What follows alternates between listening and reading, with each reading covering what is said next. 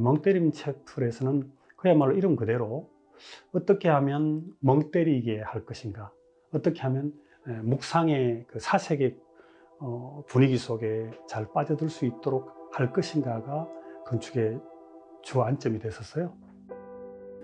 너무 아름다운 전경이나 드라마틱한 도시의 전경 같은 게 들어오게 되면 사실 뭔가 사색하는 데는 방해될 거라고 생각하는 거죠. 그래서 이 단순한 볼륨 속에서 어떻게든지 그 깊이 묵상할 수 있고 깊이 멍 때릴 수 있는 쪽에 초점을 맞춘 어떤 도구가 멍때림 채플이 아니었나 이런 생각을 해봅니다.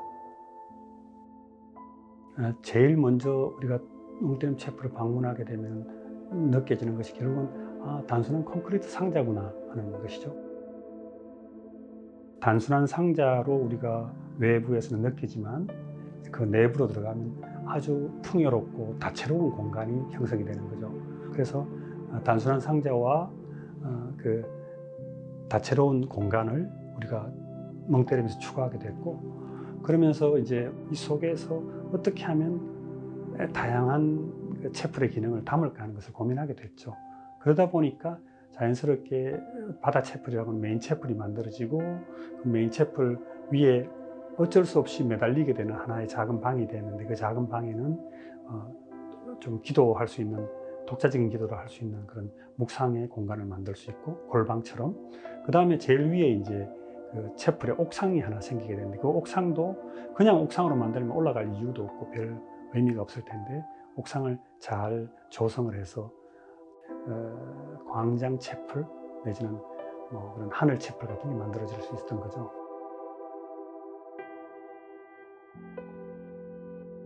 제일 중요한 메인 채플인 이제 바다 채플 같은 경우에는 안쪽에 4개의 면이 생길 거 아니겠어요? 근데 이제 첫 번째 우리가 경험하게 되는 벽면은 교회에 채플에 도달해서 긴 문을 열면 처음으로 딱 보이는 화려한, 어떻게 보면 화려한 그 벽면이죠. 그걸 이제 뭐 그린 생유리 벽면 또는 뭐 스테인드 글라스 벽면이라고 얘기할 수 있는데, 저는 이제 같이 일했던 그 정경미 작가한테 이건 절대 그린 톤을 넘어가면 안 될 것 같다. 여기는 우리가 계속 자연 속에서 뭔가 멍 때리는 공간이기 때문에 너무 화려한 그 디자인에 집중하지 마시고 그린 톤으로만 딱 해주시라고 제가 요청을 했어요. 그래서 나중에 이제 완성이 되어서 보니까 바깥에 있는 그 녹지에 그 경사된 그 전경이 석 말려 들어오면서 이 12개의 그린 톤의 생유리하고 싹 조화로우면서 우리가 자연 속에서 또 다른 자연의 공간으로 들어와 있구나라는 것을 느끼게 해준 효과를 가지게 됐고요.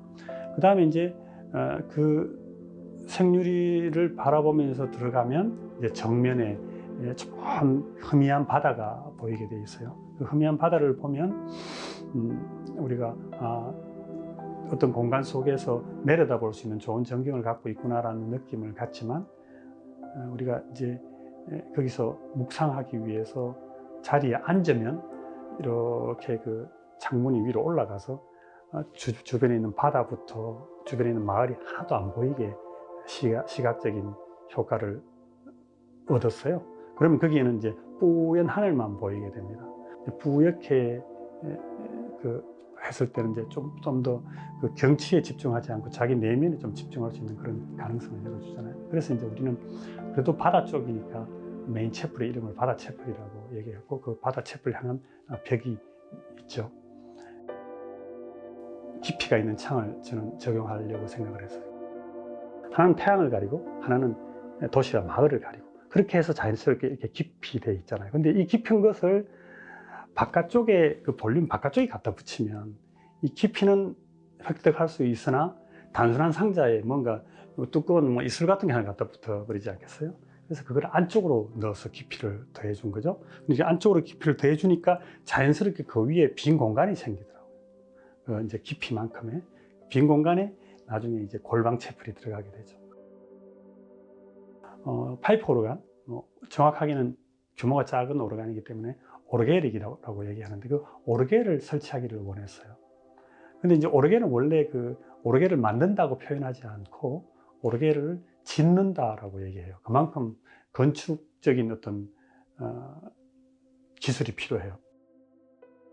아주 단순하게 한쪽 벽면에 오르겔이 딱 존재하게 만들자 해서 사실은 바깥으로 오르겔이 기계가 나가 있고 그 정면에서 그 면에서는 오르겔이 한 면만 딱 보이도록 그렇게 했던 건데 그것은 건축 공간 속에 풍요로운 음향을 공급하는 거예요. 매주 토요일하고 월요일 날은 정기 연주회가 있어요. 근데 진짜 연주 시작할 때부터 끝까지 계속 그 전율 속에 담겨 있을 수 있었는데 어떻게 이런 감동적인 효과가 지속되지라고 생각을 했더니 아, 내가 악기 속에 들어와 있구나 이런 생각을 하게 됐죠.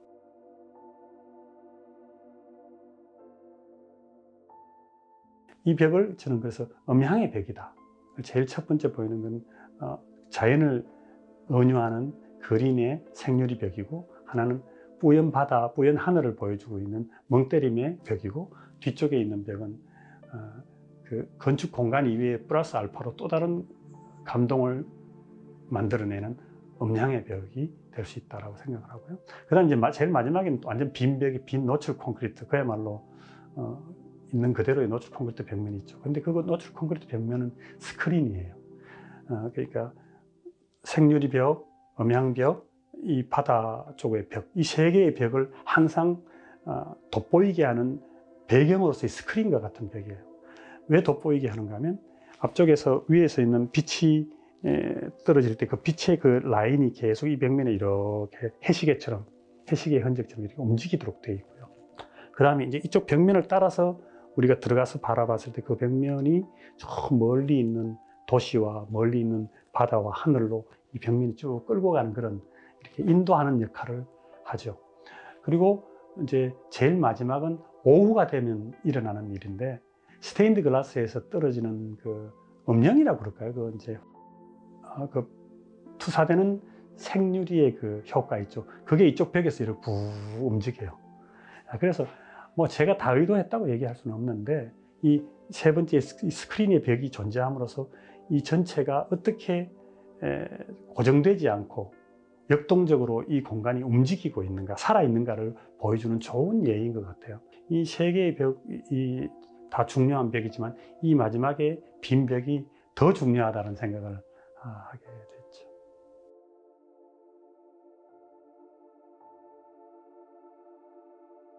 그 골방 채플에 이제 그냥 골방만 있으면 그것이 채플의 효과가 없기 때문에 거기에 이제 빛을 끌어들여야 되는데 빛을 전혀 다른 방식으로 완곡하게 빛을 끌어들이는 장치가 있죠. 그래서 뭐 그 정육면체에 뭐 기가 붙은 것처럼 해서 이렇게 하나 붙여놨죠. 거기서 이제 슬라이딩 굴로 떨어져서 빛이 들어오게 되고 그 빛이 작은 철로 되어 있는 라인으로 되어 있는 십자가를 관통해서 들어오게 되니까 그 골방에 우리가 놓여졌을 때에만 진정으로 신과 내가 1대1로 단독자로서 만난다 이런 의미를 가지고 있어요. 빛이 감동을 주려고 그러면 빛의 근원이 보이질 않아야 돼요. 빛의 우리가 뭐 등불을 본다든지 했을 때 그 전구, 그 근원이 보이는 순간 전구의 형태에 우리가 집중을 하게 되지 빛이라고 하는 그 고유의 그 비추는 가치를 우리는 잃어버리게, 본질을 잃어버리게 되거든요. 그래서 거기에 이렇게 비스듬히해서 벽으로 막고 빛의 근원이 보이지 않게 반사돼서 간접적으로 들어오게 하는 것은 뭐 많은 건축가들이 이해하고 있듯이 빛의 가치를 극대화시키는 작업이죠. 우리가 이제 계단으로 올라가서 원형 계단을 타고 올라가서 이제 옥상에 가면 어떻게 보면 버려진 공간으로 놓여질 수밖에 없는 그런 옥상이지만 그게 옥상의 벽면을 이렇게 우리 시야보다 더 높이 올렸어요. 그래서 처음 도착하시는 그 방문객들은 아니 왜 이렇게 벽이 높아? 경치가 안 보이잖아. 뭐 이런 식으로 얘기하기도 하죠. 그런데 그게 이제 건축가가 의도한 것이죠. 그 경치를 우리 눈보다 조금 더 위치에 벽을 둘러 침으로 말미암아서 우리는 그 마니산의 푸른 스카이라인하고 그 다음에 하늘만 보게 된 거죠. 딱 하늘만 보게 돼 있어서 어떤 옥상에서도 잘 경험하지 못하는 주변에 불필요한 것들은 다 가려지고 오로지 하늘과 자연의 스카이라인만 보이도록 만들어 놓은 의도. 그래서 거기에 섰을 때 오로지 좀 우리가 평소에 느끼지 못했던 가치들을 그런 공간적인 가치 같은 걸 느낄 수가 있어요. 멍때림 채플의 이름은 사실은 제가 정한 게 아니고 건축주인 목사님이 제일 먼저 찾아오셔가지고 나한테 이 세상에 하나밖에 없는 교회를 짓고 싶다라는 요구가 있었어요. 저를 찾아와서 부탁하기로 멍때림 채플이라는 걸로 짓고 싶다. 그래서 너무 이렇게 종교적인 의미가 강하게 있으면 그 넌크리스찬들, 구도자들이 오기를 좀 꺼려할 수 있다. 그냥 요즘 같이 험악한 세상에 멍때림이 유행처럼 또 다들 이렇게 휴식의 그런 어떤 뭐 행동으로 생각하고 있으니까 멍때림 채플 했으면 좋겠다 그러더라고. 그래서 그런 의도라면 멍때림 채플 하면 좋겠네요. 그러면 저도 의도도 멍때림에 집중할 수 있도록 만들겠습니다. 시작된 거예요. 그러니까 멍때림이라는 것 자체가 더 많은 사람들에게 열려있게 하는 그 건축주의 의도라고 생각이 들고, 그런 의미에서 들린 건축, 열린 가치라고 제가 제 건축의 레토릭으로 설명을 하잖아요. 그때 그 열린 가치를 표현하기 아주 좋은 건축 제목이었다는 생각은 들어요. 건축주의 요구사항하고 건축가가 대하는 것하고 잘 맞아떨어져서 좋은 결과물을 만들어냈다라고 생각을 합니다.